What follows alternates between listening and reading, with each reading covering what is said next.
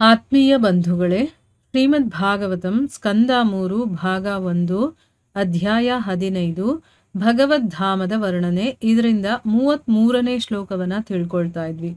ಓದ ಭಾಗದಲ್ಲಿ ಭಗವಂತ ಆನಂದಮಯವಾಗಿರುವಂಥವನು. ಅವನು ತನ್ನ ದಿವ್ಯಾನಂದವನ್ನ ಹೆಚ್ಚಿಸ್ಕೊಳ್ಳೋದಕ್ಕೋಸ್ಕರನೇ ಅವನು ಅನೇಕವಾಗಿ ಆಗ್ತಾನೆ. ನಮ್ಮಂತಹ ಜೀವಿಗಳೆಲ್ಲ ಭಗವಂತನ ವಿಭಿನ್ನ ಅಂಶಗಳು.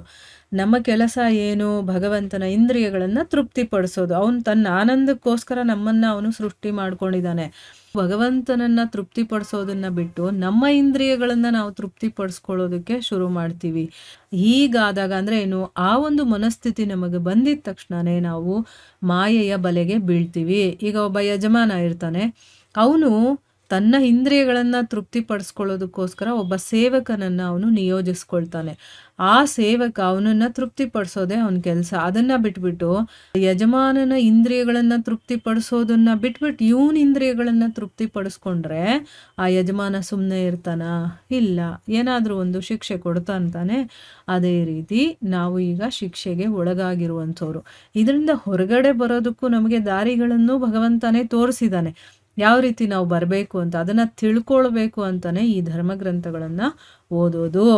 ಇದನ್ನೆಲ್ಲ ನಾವು ತಿಳ್ಕೊಂಡ್ವಿ. ಈಗ ಮುಂದುವರೆದು ಇಲ್ಲಿ ಹೇಳ್ತಾ ಇದ್ದಾರೆ ಗುರುಗಳು, ಭಗವಂತನ ಬಹಿರಂಗ ಶಕ್ತಿಯು ಭೌತ ಜಗತ್ತು ಎನಿಸುತ್ತದೆ ಮತ್ತು ಭಗವಂತನ ಅಂತರಂಗ ಶಕ್ತಿಯ ಸಾಮ್ರಾಜ್ಯವನ್ನು ವೈಕುಂಠ ಅಥವಾ ಭಗವಂತನ ಸಾಮ್ರಾಜ್ಯ ಎಂದು ಕರೆಯಲಾಗಿದೆ. ವೈಕುಂಠ ಸಾಮ್ರಾಜ್ಯದಲ್ಲಿ ಭಗವಂತ ಮತ್ತು ನಿವಾಸಿಗಳು ಎಂಬಿವರ ನಡುವೆ ಅಸೌಹಾರ್ದ ಎಂಬುದಿಲ್ಲ. ಆದುದರಿಂದ ವೈಕುಂಠ ಲೋಕದಲ್ಲಿ ಭಗವಂತನ ಸೃಷ್ಟಿಯು ದೋಷರಹಿತವಾಗಿದೆ. ಅಲ್ಲಿ ಭಯಕ್ಕೆ ಏನೂ ಕಾರಣವಿಲ್ಲ. ಅಂದ್ರೆ ಅರ್ಥ ಏನು? ಭಗವಂತನ 2 ಶಕ್ತಿಗಳಿದೆ. ಈ ಬಹಿರಂಗ ಶಕ್ತಿ ಅನ್ನೋದು ಭೌತ ಜಗತ್ತು ಅಂತ ಅನ್ನಿಸ್ಕೊಳ್ಳುತ್ತೆ. ಇನ್ನೊಂದು ಅಂತರಂಗ ಶಕ್ತಿ ಅಂತ ಅಂದ್ಬಿಟ್ಟು ಅದು ವೈಕುಂಠ ಮತ್ತೆ ಭಗವಂತನ ಸಾಮ್ರಾಜ್ಯ ಅಂತ, ಆಧ್ಯಾತ್ಮಿಕ ಪ್ರಪಂಚ ಅಂತೆಲ್ಲ ಹೇಳ್ತೀವಲ್ವಾ, ಅದು ಅಂತರಂಗ ಶಕ್ತಿಯಿಂದ ಆಗಿರುವಂಥದ್ದು. 2 ಶಕ್ತಿಗಳು ಭಗವಂತನದ್ದು, ಒಂದು ಬಹಿರಂಗ ಶಕ್ತಿ, ಒಂದು ಅಂತರಂಗ ಶಕ್ತಿ. ಈ ಭೌತಿಕ ಜಗತ್ತೆಲ್ಲ ಬಹಿರಂಗ ಶಕ್ತಿ ಅನ್ನಿಸ್ಕೊಳ್ಳುತ್ತೆ, ಆಧ್ಯಾತ್ಮಿಕ ಜಗತ್ತೆಲ್ಲ ಅಂತರಂಗ ಶಕ್ತಿ ಅಂತ ಅನ್ನಿಸ್ಕೊಳ್ಳುತ್ತೆ. ಇಲ್ಲಿ ಗುರುಗಳು ಆ ವೈಕುಂಠ ಲೋಕ ಅಥವಾ ಆಧ್ಯಾತ್ಮಿಕ ಲೋಕ ಅನ್ನೋದು ಹೇಗಿರುತ್ತೆ, ಅದರ ಒಂದು ಗುಣ ಏನು, ಅದ್ರ ಬಗ್ಗೆ ಇಲ್ಲಿ ಹೇಳ್ತಾ ಇದ್ದಾರೆ. ಈಗ ವೈಕುಂಠದಲ್ಲಿ ಭಗವಂತ ಮತ್ತೆ ಅಲ್ಲಿರುವಂತ ನಿವಾಸಿಗಳಿದಾರಲ್ಲ, ಅದರಲ್ಲಿ ಭಗವಂತ ಮತ್ತೆ ಅಲ್ಲಿ ವಾಸ ಮಾಡುವಂತ ನಿವಾಸಿಗಳು, ಅವರ ನಡುವೆ ಅಸೌಹಾರ್ದ ಅನ್ನೋದಿಲ್ಲ. ಒಬ್ಬರಿಗೊಬ್ರು ಗೌರವ ಎಲ್ಲವನ್ನ ಕೊಡ್ತಾರೆ. ಅವ್ರಿಗೆ ಏನೇನೆಲ್ಲ ಕೊಡಬೇಕೋ, ಅಂದ್ರೆ ಅರ್ಥ ಏನು, ಒಂದು ಗೌರವ ಕೊಡೋದು, ಒಳ್ಳೆ ರೀತಿಯಲ್ಲಿ ನಡ್ಕೊಳ್ಳೋದು, ಆ ಥರ ಸೌಹಾರ್ದತೆ ಅಂತ ಹೇಳ್ತೀವಲ್ವ, ಅದು ಇರುತ್ತೆ ಹೊರತು ಅಸೌಹಾರ್ದತೆ ಅನ್ನೋದು ಇರೋದಿಲ್ಲ. ಅದಕ್ಕೋಸ್ಕರನೇ ವೈಕುಂಠ ಲೋಕದಲ್ಲಿ ಭಗವಂತನ ಸೃಷ್ಟಿ ಅನ್ನೋದು ದೋಷರಹಿತವಾಗಿದೆ. ಅಲ್ಲಿ ದೋಷ ಅನ್ನೋದೇ ಇಲ್ಲ. ಈಗ ಈ ಭೌತ ಪ್ರಪಂಚದಲ್ಲಿ ಎಲ್ಲ ನೋಡಿದ್ರೂ ನಮಗೆ ದೋಷಗಳೇ ಕಾಣಿಸುತ್ತಲ್ವಾ, ಅದಕ್ಕೆ ಆ ದೋಷಗಳೇ ಇಲ್ಲದೆ ಇರೋದ್ರಿಂದಾನೇ ಅಲ್ಲಿ ಭಯಕ್ಕೂ ಕೂಡ ಕಾರಣ ಇಲ್ಲ. ಇಲ್ಲಿ ಮೋಸ ಅನ್ನೋದಿದೆ, ವಂಚನೆ ಅನ್ನೋದಿದೆ, ಹೊಟ್ಟೆ ಕಿಚ್ಚ ಅನ್ನೋದಿದೆ, ಕೋಪ ಮಾಡ್ಕೊಳ್ಳೋದಿದೆ, ಆಮೇಲೆ ಬೈಯೋದಿದೆ, ಹೊಡೆಯೋದಿದೆ, ಎಲ್ಲ ರೀತಿಯ ಒಂದು ದೋಷಗಳು ಇಲ್ಲಿದೆ. ಅದಕ್ಕೆ ಇಲ್ಲೇನಾಗುತ್ತೆ, ಕ್ಷಣ ಕ್ಷಣಕ್ಕೂ ನಮಗೆ ಭಯ ಅನ್ನೋದಿದೆ. ಎಲ್ಲಿ ಕಳ್ತನ ಮಾಡಿಬಿಡ್ತಾರೋ, ಎಲ್ಲಿ ಕೊಲೆ ಮಾಡಿಬಿಡ್ತಾರೋ, ಎಲ್ಲಿ ನನ್ನನ್ನು ಹೊಡೆದು ಬಿಡ್ತಾರೋ, ಎಲ್ಲಿ ನನ್ನನ್ನು ತಳ್ಳಿಬಿಡ್ತಾರೋ, ಅಥವಾ ಯಾರು ನನಗೆ ಏನು ಮಾಡಿಬಿಡ್ತಾರೋ, ಯಾವ ಪ್ರಾಣಿ ನನಗೆ ಏನು ಮಾಡಿಬಿಡುತ್ತೋ, ಇದೆಲ್ಲ ಭಯಗಳು ನಮಗೆ ಆವರಿಸ್ಕೊಂಡಿದೆ. ಯಾಕೆ? ಇದು ದೋಷದಿಂದ ಕೂಡಿರುವಂಥ ಒಂದು ಪ್ರಪಂಚ ಆಗಿರೋದ್ರಿಂದ. ಆದರೆ ವೈಕುಂಠ ಲೋಕದಲ್ಲಿ ಆ ರೀತಿ ಇಲ್ಲ. ಅದಕ್ಕಲ್ಲಿ ಭಯನೂ ಇಲ್ಲ, ಭಯಕ್ಕೆ ಕಾರಣಗಳೇ ಇಲ್ಲ ಅಲ್ಲಿ ಅಂತ ಹೇಳ್ತಾ ಇದ್ದಾರೆ. ಭಗವಂತನ ಸಮಗ್ರ ಸಾಮ್ರಾಜ್ಯವು ಎಷ್ಟೊಂದು ಪರಿಪೂರ್ಣ ಸೌಹಾರ್ದಮಯವೆಂದರೆ ಅಲ್ಲಿ ದ್ವೇಷಕ್ಕೆ ಸಾಧ್ಯತೆ ಇಲ್ಲ. ಅಲ್ಲಿರುವ ಪ್ರತಿಯೊಂದೂ ಪರತರವಾಗಿದೆ. ದೇಹದಲ್ಲಿ ಅನೇಕ ವಿಧವಾದ ಅಂಗರಚನೆಗಳಿದ್ದರೂ ಕೂಡ ಅವು ಉದರ ತೃಪ್ತಿಗಾಗಿ ಒಂದೇ ಕ್ರಮದಲ್ಲಿ ಕೆಲಸ ಮಾಡುತ್ತವೆ. ಹಾಗೆ ಒಂದು ಯಂತ್ರದಲ್ಲಿ 100 ಮತ್ತು 1000 ಭಾಗಗಳಿದ್ದರೂ ಅವು ಯಂತ್ರದ ಉದ್ದೇಶವನ್ನು ಪೂರ್ಣಗೊಳಿಸುವುದಕ್ಕಾಗಿ ಹೊಂದಿಕೊಂಡು ಓಡುತ್ತವೆ. ಅದೇ ರೀತಿ ವೈಕುಂಠ ಲೋಕಗಳಲ್ಲಿ ಭಗವಂತನು ದೋಷರಹಿತನಾಗಿರುತ್ತಾನೆ ಮತ್ತು ಅಲ್ಲಿಯ ನಿವಾಸಿಗಳೂ ಕೂಡ ಭಗವಂತನ ಸೇವೆಯಲ್ಲಿ ನಿರ್ದೋಷವಾಗಿ ನಿರತರಾಗಿರುತ್ತಾರೆ. ಇಲ್ಲಿ ಗುರುಗಳೇನು ಹೇಳ್ತಾ ಇದ್ದಾರೆ ಅಂತಂದರೆ, ಆ ಭಗವಂತನ ಇಡೀ ಸಾಮ್ರಾಜ್ಯ ಇದೆಯಲ್ಲ, ಅದು ಎಷ್ಟರ ಮಟ್ಟಿಗೆ ಪರಿಪೂರ್ಣವಾಗಿ ಸೌಹಾರ್ದತೆಯಿಂದ ಇರುತ್ತೆ ಅಂತಂದರೆ, ಅಲ್ಲಿ ದ್ವೇಷ ಅನ್ನೋದೇ ಇಲ್ಲ, ಅದು ಬರೋದಕ್ಕೆ ಸಾಧ್ಯನೇ ಇಲ್ಲ ಅಂತ ಹೇಳ್ತಾ ಇದ್ದಾರೆ. ದ್ವೇಷ ಅನ್ನೋದೇ ಬರೋದಿಲ್ಲ ಅಂತಂದ್ಬಿಟ್ಟು ಅಲ್ಲಿರುವಂಥ ಪ್ರತಿಯೊಂದೂ ಕೂಡ ಪರತರವಾಗಿರುವಂಥದ್ದು. ಈಗ ಇಲ್ಲಿ ಒಂದು ಉಪಮಾನವನ್ನು ಕೊಟ್ಟು ಒಂದು ಎಕ್ಸಾಂಪಲ್ ನಮ್ಗೆ ಅರ್ಥ ಆಗ್ಬೇಕಲ್ವಾ, ಅದಕ್ಕೋಸ್ಕರ ಹೇಳ್ತಾ ಇದ್ದಾರೆ. ಈಗ ನಮ್ಮ ಶರೀರದಲ್ಲಿ ಬೇಕಾದಷ್ಟು ಅಂಗರಚನೆಗಳಿದ್ರೂ ಕೂಡ, ಕೈ ಇದೆ, ಕಾಲಿದೆ, ಹೃದಯ ಇದೆ, ಆಮೇಲೆ ಲಿವರ್ ಇದೆ, ಪ್ಯಾಂಕ್ರಿಯಾಸ್ ಇದೆ, ಆಮೇಲೆ ಕಿಡ್ನಿ ಇದೆ, ಸಣ್ಣ ಕರಳು, ದೊಡ್ಡ ಕರಳು, ಆಮೇಲೆ ನಾಲಿಗೆ, ಹಲ್ಲು, ಈ ರೀತಿ ಬೇರೆ ಬೇರೆ ಬೇರೆ ಬೇರೆ ಅಂಗಗಳು ಇದ್ರೂ ಕೂಡ ಎಲ್ಲವೂ ಕೂಡ ಉದರದ ತೃಪ್ತಿಗೋಸ್ಕರ, ಅಂದರೆ ಹೊಟ್ಟೆಯ ತೃಪ್ತಿಗೋಸ್ಕರನೇ ಎಲ್ಲ ಕೆಲಸ ಮಾಡ್ತಾ ಇದ್ದಾವೆ. ಈಗ ಹೊಟ್ಟೆ ಹಸಿಯತ್ತೆ, ಅದನ್ನು ತುಂಬಿಸೋದಕ್ಕೋಸ್ಕರ ಇವುಗಳೇನು ಮಾಡುತ್ತೆ, ಕೈ ಕೆಲಸ ಮಾಡುತ್ತೆ, ಕಣ್ಣು ನೋಡುತ್ತೆ, ಕಿವಿ ಕೇಳಿಸ್ಕೊಳ್ಳುತ್ತೆ, ಆಮೇಲೆ ನಾವು ಎಲ್ಲಾದರೂ ಹೋಗಿ ದುಡಿಬೇಕಾಗತ್ತಲ್ವಾ, ಕಾಲು ನಡೆಯುತ್ತೆ, ಮತ್ತು ಕೂತ್ಕೊಂಡು ಕೆಲಸ ಮಾಡಿ ದುಡ್ಡು ಬಂದ ಮೇಲೆ ಅದರಿಂದ ಏನೋ ಒಂದು ಸಾಮಾನು ತೊಗೊಂಡು ಬರ್ತೀವಿ, ಅದನ್ನು ಅಡುಗೆ ಮಾಡ್ತೀವಿ, ಅದನ್ನು ಬಾಯಿ ಒಳಗಡೆ ಇಟ್ಟು ಅಗದು ಆ ಹಲ್ಲುಗಳೆಲ್ಲ ಸಹಾಯ ಮಾಡುತ್ತೆ, ನಾಲಿಗೆ ಸಹಾಯ ಮಾಡುತ್ತೆ, ಎಲ್ಲ ಚೆನ್ನಾಗಿ ಅಗದು ನುಂಗದ ಮೇಲೆ ಒಳಗಡೆ ಹೋಗಿ ಇನ್ನೂ ಒಂದಷ್ಟು ಕ್ರಿಯೆಗಳೆಲ್ಲ ನಡೆಯುತ್ತೆ. ಇದೆಲ್ಲ ಯಾರಿಗೋಸ್ಕರ ಮಾಡ್ತಾ ಇರೋದು? ಹೊಟ್ಟೆಗೋಸ್ಕರನೇ ಅಲ್ವಾ. ಕೈ ಏನು ಅಂದ್ಕೊಳ್ಳುತ್ತೆ, ನಾನು ಯಾಕೆ ದುಡಿಬೇಕು ಹೊಟ್ಟೆಗೋಸ್ಕರ ಅಂತ, ಅದೇನಾದರೂ ಸುಮ್ಮನೆ ಇದು ಬಿಟ್ಟರೆ ಏನಾಗುತ್ತೆ, ಹೊಟ್ಟೆಗೆ ಕೊಟ್ಟಾಗಲೇ ಆ ಕೈಗೂ ಕೂಡ ಶಕ್ತಿ ಬರೋದು. ಇಡೀ ಶರೀರಕ್ಕೆ ಯಾವುದೇ ಅಂಗವಾದರೂ ಕೂಡ ಶಕ್ತಿ ಬರಬೇಕು ಅಂತಂದರೆ ಅದು ಹೊಟ್ಟೆಗೆ ಹೋದ್ರೇ ಬರೋದು. ಸೊ ಹೊಟ್ಟೆಗೋಸ್ಕರನೇ ಈ ಬೇರೆ ಬೇರೆ ಅಂಗಗಳೆಲ್ಲ ಕೆಲಸ ಮಾಡುತ್ತಲ್ಲ. ಅದೇ ರೀತಿ ನೋಡಿ, ಈಗ ಯಾವುದಾದ್ರೂ ಒಂದು ಮಿಷಿನ್ ಇರುತ್ತೆ ಅಂತ ಇಟ್ಕೊಳ್ಳಿ, ಅದರಲ್ಲಿ ಬೇಕಾದಷ್ಟು ಭಾಗಗಳಿರುತ್ತೆ, ಸ್ಕ್ರೂ ಇರುತ್ತೆ, ಏನೇನೋ ಪಾರ್ಟ್ಗಳಿರುತ್ತೆ, ಅದ್ರ ಜಾಯಿಂಟ್ ಆಗಿರುತ್ತೆ, ಥ್ರೆಡ್ ಇರುತ್ತೆ, ರಬ್ಬರ್ ಇರುತ್ತೆ, ಇನ್ನೂ ಏನೇನೋ ಇರುತ್ತೆ ಅಲ್ವಾ. ಒಂದು ಮಿಷಿನಲ್ಲಿ ಬೇಕಾದಷ್ಟು ಸಾವಿರಾರು ಭಾಗಗಳಿದ್ರೂ ಕೂಡ ಆ ಯಂತ್ರದ ಉದ್ದೇಶವನ್ನು ಅದು ಪೂರ್ತಿ ಮಾಡೋದಕ್ಕೋಸ್ಕರ, ಈಗ ಒಂದು ಯಂತ್ರ ಏನೋ ಒಂದು ಕೆಲಸ ಮಾಡಬೇಕು ಅಂದರೆ ಇಷ್ಟೂ ಪಾರ್ಟ್ಗಳು ಸೇರಿಕೊಂಡು ಕೆಲಸ ಮಾಡಿದ್ರೆ ಮಾತ್ರನೇ ಅದು ಏನು ಮಾಡಬೇಕು ಅಂತ ಅಂದ್ಕೊಂಡಿರುತ್ತೋ ಆ ಕೆಲಸ ಬರೋದು ಅಲ್ವಾ. ಅದಕ್ಕೆ ಒಂದಕ್ಕೊಂದು ಹೊಂದಿಕೊಂಡು ಆ ಮಿಷಿನ್ನು ಕೆಲಸ ಮಾಡುತ್ತೆ. ಅದೇ ರೀತಿ ವೈಕುಂಠ ಲೋಕಗಳಲ್ಲಿ ಭಗವಂತ ಅನ್ನುವಂಥವನು ದೋಷರಹಿತನಾಗಿರ್ತಾನೆ. ಅಲ್ಲಿರುವಂಥ ಎಲ್ಲ ನಿವಾಸಿಗಳು ಕೂಡ ಭಗವಂತನ ಸೇವೆಯಲ್ಲಿ ನಿರ್ದೋಷರಾಗಿ, ಯಾವುದೇ ದೋಷಗಳು ಅವರಲ್ಲಿ ಇರೋದಿಲ್ಲ. ಅವರು ಯಾವಾಗಲೂ ನೆಮ್ಮದಿ ಸಂತೋಷದಿಂದ ತಮ್ಮ ಸ್ವ ಇಚ್ಛೆಯಿಂದ ಭಗವಂತನ ತೃಪ್ತಿಗಾಗಿ ಅವರು ಕೆಲಸದಲ್ಲಿ ನಿರತರಾಗಿರ್ತಾರೆ, ಸೇವೆಯಲ್ಲಿ ತೊಡಗಿರ್ತಾರೆ ಅಂತಂದ್ಬಿಟ್ಟು ಇಲ್ಲಿ ಗುರುಗಳು ಹೇಳ್ತಾ ಇದ್ದಾರೆ. ಈ ಜಗತ್ತಲ್ಲಿ ದೋಷಗಳೇ ತುಂಬಿದೆ. ನಮಗೆ ಬೇರೆಯವರು ಬೆಳೀತಾ ಇದ್ದಾರೆ ಅಂದರೆ ಆಗೋದಿಲ್ಲ, ಹೊಟ್ಟೆ ಕಿಚ್ಚು ನಮಗೆ ಅಲ್ವಾ. ಅದಕ್ಕೋಸ್ಕರ ಇಲ್ಲಿ ಆ ತೃಪ್ತಿ, ಆ ಸಂತೋಷ, ನಿರ್ದೋಷ ಅನ್ನೋದೆಲ್ಲ ಯಾವುದೂ ಇಲ್ಲ ಇಲ್ಲಿ ಅಂತ ಇಲ್ಲಿ ಗುರುಗಳು ಹೇಳ್ತಾ ಇದ್ದಾರೆ. ಮುಂದುವರೆದು ಹೇಳ್ತಾರೆ, ಮಾಯಾವಾದ ದಾರ್ಶನಿಕರಾದಂಥ ನಿರಾಕಾರವಾದಿಗಳು ಶ್ರೀಮದ್ ಭಾಗವತದ ಈ ಪದ್ಯಕ್ಕೆ ಸಣ್ಣ ಆಕಾಶ ಮತ್ತು ದೊಡ್ಡ ಆಕಾಶ ಎರಡೂ ಒಂದೇ ಅಂತ ಅರ್ಥ ಮಾಡ್ಕೊಳ್ತಾರೆ. ಆದರೆ ಈ ಅಭಿಪ್ರಾಯ ನಿಲ್ಲುವಂಥದ್ದಲ್ಲ. ದೊಡ್ಡ ಆಕಾಶ ಮತ್ತು ಸಣ್ಣ ಆಕಾಶ ಎಂಬ ಉದಾಹರಣೆಯು ಮಾನವ ಶರೀರದೊಳಗೂ ಅನ್ವಯವಾಗುವುದು. ನೋಡಿ, ಇಲ್ಲಿ ಮಾಯಾವಾದ ದಾರ್ಶನಿಕರು ಅಂದರೆ ಭಗವಂತ ನಾನು ಎಲ್ಲ ಒಂದೇ, ಬೇರೆ ಅನ್ನೋದು ಇಲ್ವೇ ಇಲ್ಲ ಅನ್ನೋಂಥ ನಿರಾಕಾರವಾದಿಗಳು ಇರ್ತಾರಲ್ಲ, ಅವರು ಶ್ರೀಮದ್ ಭಾಗವತದ ಈ ಒಂದು ಶ್ಲೋಕಕ್ಕೆ ಏನು ಅರ್ಥವನ್ನು ಕೊಡ್ತಾರೆ ಅಂತಂದರೆ, ಸಣ್ಣ ಆಕಾಶ ದೊಡ್ಡ ಆಕಾಶ ಎರಡೂ ಒಂದೇ ಅಂತ ಅರ್ಥ ಮಾಡ್ಕೊಳ್ತಾರೆ ಅವರು.